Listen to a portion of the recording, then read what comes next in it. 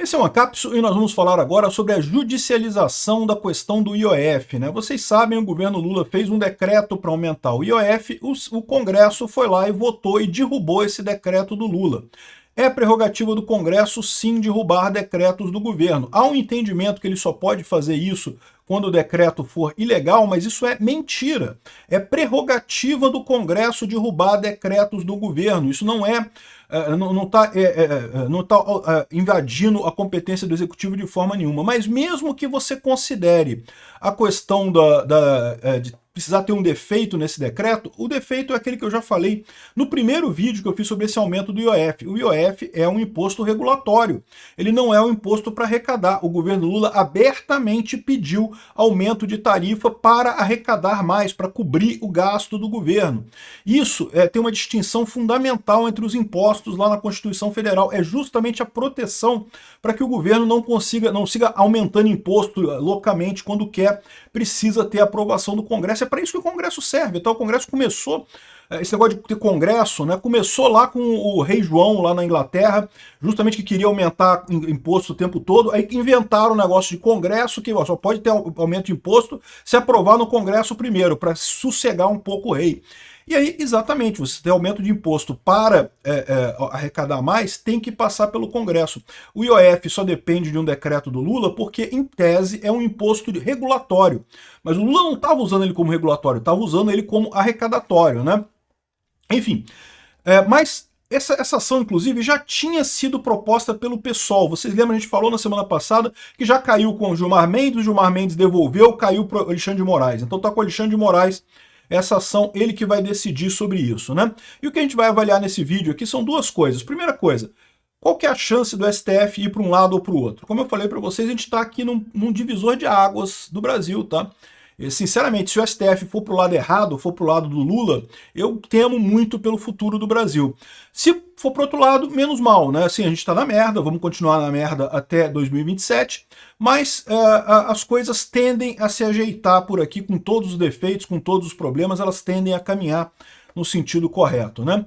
A outra coisa que a gente vai avaliar também aqui e a reação do Congresso a isso? O Lula comprou uma briga com o Congresso, comprou uma briga grande com o Congresso. Vamos entender esse caso aqui. Essa notícia foi sugerida por Eu Sou Barbudo e Tenho Fimose, Brasil com Lula é só ladeira abaixo, e várias outras pessoas. Obrigado aí ao pessoal que sugeriu notícias lá no nosso site, no visãolibertaria.com, e obrigado a você que está assistindo o nosso vídeo. Se você gosta do nosso conteúdo, por favor, deixe o seu like, se inscreva aqui no canal, né? Pois bem, a AGU acionou o STF contra a decisão do Congresso de derrubar o imposto, né? Isso já estava acontecendo, o PSOL já tinha entrado com essa ação há uns dias atrás, a ação caiu com o Gilmar Mendes, depois acabou no Alexandre de Moraes, ele que vai decidir essa coisa. Então isso daqui não muda muita coisa, tá? O único ponto que você tem aqui agora é que é o governo pedindo isso, não é mais o PSOL. O PSOL, vocês sabem, é aquele partido totalmente irrelevante politicamente no Brasil, mas que vive de entrar na justiça exigindo judicializar as coisas para tentar puxar tudo para a esquerda, né? Então, essa é a situação. O Lula disse que teve uma rebelião contra o IOF. Não é rebelião, o Lula nunca teve base, né? O Lula é um governo minoritário que nunca teve base no Congresso, e aí decidiu empurrar esse negócio do IOF, o pessoal do Congresso falou que não aceitava esse aumento do IOF, o Lula insistiu no aumento de IOF de qualquer jeito, não porque tem que ser do jeito que a gente quer roubar mais os brasileiros e coisa e tal. O Lula insistindo numa campanha de marketing muito feia, dizendo que não, que IOF é imposto de rico. Não é imposto de rico não, meu amigo, todo mundo paga IOF no final das contas. Você não vê, você não paga diretamente, mas você paga indiretamente quando você compra alguma coisa. Qualquer coisa importada, qualquer coisa que faça câmbio, você está pagando IOF. Então, assim, é um absurdo isso daí, né? É lógico, o pessoal da esquerda embarcou nessa história de pobres contra ricos e coisa e tal, sempre vai embarcar, mas no final das contas todo mundo sabe que esse negócio de dizer que é imposto só sobre rico, isso é uma lorota do Lula, né? Enfim, o Lula está defendendo essas medidas e está falando que houve uma rebelião da base contra o IOF. Ô Lula, foi 383 votos no Congresso, é voto suficiente para fazer um impeachment. Isso não é uma rebelião da base, isso é a base se voltando contra você, é você que está errado, não é o Congresso que está errado, né? O Jacques Wagner ainda falou assim, não, que isso não é uma afronta. O Jacques Wagner, que é aquele cara que fazia as ações a pedido das associações que roubavam os aposentados no INSS. Vocês viram esse vídeo? Eu fiz um vídeo sobre isso. O Jacques Wagner é um dos caras que pegava a ação feita pelas entidades e protocolava como projeto de lei lá no Congresso, né? O cara que roubou aposentado junto com essas associações lá do INSS. Ele disse que isso não é afronta, porque isso daí é uma questão do governo, que o governo tem direito de fazer isso. É lógico que é uma afronta, o governo não precisava fazer isso. E mesmo que você falasse assim, mas o pessoal já tinha feito, não sei o que lá. O pessoal já tinha feito em dobradinha com o Lula, estava todo mundo vendo isso no final das contas, né? De qualquer forma, uma ação do PSOL é menos forte no STF do que uma ação do Lula, né? O Lula está se colocando nesse ponto, o que significa que se o Alexandre de Moraes negar essa ação do Lula, é um baque muito maior para o Lula. E aí que a gente entra na primeira coisa, né? Para que lado vai essa história? Ok, isso aqui já aconteceu. O governo já entrou com a ação lá no STF, né? E o argumento, como vocês sabem, é aquele argumento de que o Congresso só pode derrubar um decreto do Lula se tiver uma ilegalidade nesse decreto. Esse argumento é falso. A Constituição fala que o Congresso pode anular decretos do Executivo por conveniência política. Achamos que é indevido. É direito do Congresso derrubar o decreto do governo Lula. Não existe isso de ser só quando o decreto está errado ou é ilegal. Mas mesmo que você considere isso, como eu falei, esse decreto também é ilegal, porque ele usa o IOF como imposto arrecadatório, né? Mas aí a questão, para que lado vai isso? E como eu falei para vocês, eu não sei para que lado vai isso. Porque o Alexandre de Moraes, eu tenho um monte de críticas contra o Alexandre de Moraes, vocês sabem, o cabeça de piroca é o pior ministro que tem lá no STF de longe. Mas uma coisa é verdade, o cara não é tão amigo do Lula assim não, tá? O Alexandre de Moraes sempre foi ligado mais ao PSDB. Ele é sempre da turma ali do PSDB. Essa ânsia dele toda de destruir o bolsonarismo é justamente porque ele quer a volta do PSDB, ele quer a volta da centro-esquerda, que ele considera que o bolsonarismo matou. E, de certa forma, matou mesmo, né? Porque mostrou o quão parecido é o PSDB e o PT no final das contas, né? Então, a questão toda é, para que lado que vai o Alexandre de Moraes? O pessoal aqui da Carta Capital está dizendo que o silêncio do Moraes na ação do PL contra o IOF anima o governo Lula. Então vamos recapitular essa história, né? Por que essa ação acabou com o Alexandre de Moraes? Porque antes dessa ação do PSOL querendo a revalidação do IOF, quando o governo Lula colocou o IOF, o PL, o partido do Bolsonaro, entrou com uma ação contra esse decreto do Lula, alegando justamente a mesma coisa que eu falei para vocês, que o IOF é um imposto regulatório, não poderia ser usado para arrecadar, e o Lula abertamente falou que estava aumentando o IOF para arrecadar mais. Então, que isso não poderia ser feito dessa forma.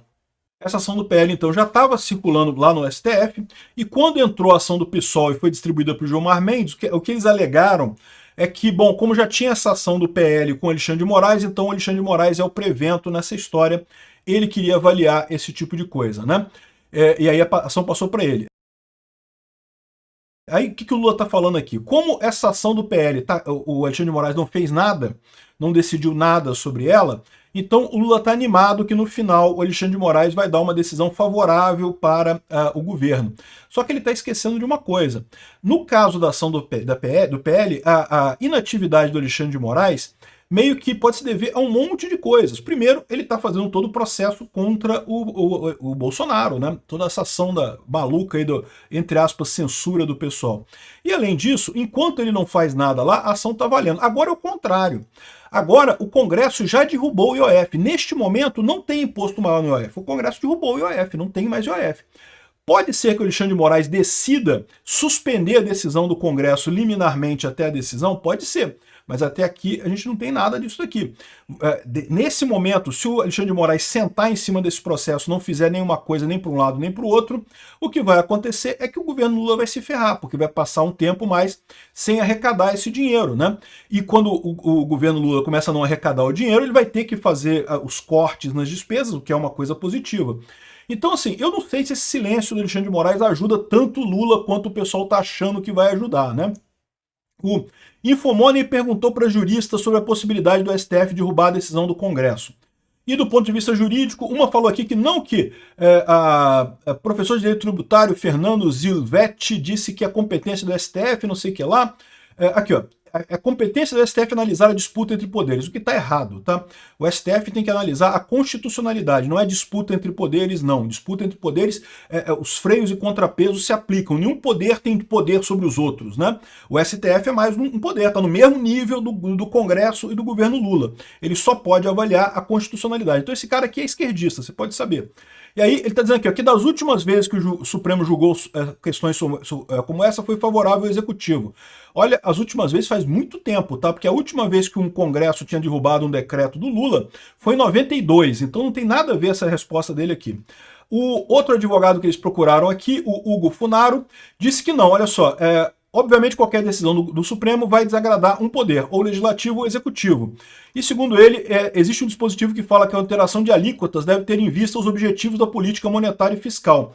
Ou seja, o Legislativo concluiu que essa proposta de taxação do IOF pelo Executivo não tinha em vista objetivos monetários e fiscais, o que está correto. Ele queria arrecadar só, não tinha nenhum objetivo de regulamentação.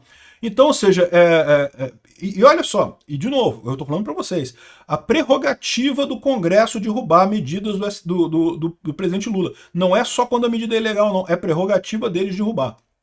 Enfim, do ponto de vista jurídico, cabem qualquer das duas decisões aqui. A questão toda é o que o Alexandre de Moraes vai decidir. E aí que eu falo para vocês, o Alexandre de Moraes não é petista, ele não é de esquerda, ao contrário, ele quer o PSDB. E ele tem agora uma oportunidade de ouro, porque a verdade é a seguinte, se ele negar essa ação, ele praticamente derruba o governo Lula. O governo Lula já está desembestado. Se ele negar essa ação, o governo Lula não tem sustentabilidade mais.